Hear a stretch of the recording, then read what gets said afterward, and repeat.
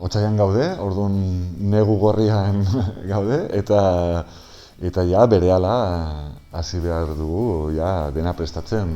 Hemendik gutxira, lehenengo hasiak egin beharko ditugu, hazitegia da lehenengo pausua, eta gero baita baratzaren planifikazioa. Horregatik, orain otsailean eta martxoan egin ditugu neguko bi tailerrak, eta hasiko gara otsailaren 22an, beti arratsaldeko 5etan, eta lehenengo tailerra egingo dugu beste urtetan bezala Hernaniko Karabeleko etxaldean, eta hor erakutsiko digute nola zaindu egin behar dugun gure hazitegia. Orduan, nola erein, nola ureztatu, nola ongarritu, eta gero martxoan eginen dugu neguko haziei buruzko tailerrak, baita Ulia Kolore baratzan, baita hemen Kristinaenean. Ikusten duguna da, ze hazi mota normalean erabiltzen ditugun baratzan, eta ze kontutan hartu behar dugun, nola planifikatu behar ditugun baratzak, nun jarri gauza bakoitzak,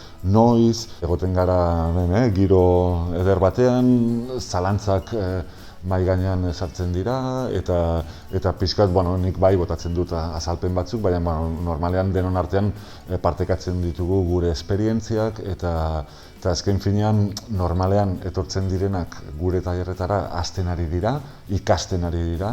Neguko tailer hauek oso momentu garrantzitsuak dira, zenta ongi hasten balin bagara urtea, dena gero erresago eta hobeto aterako da.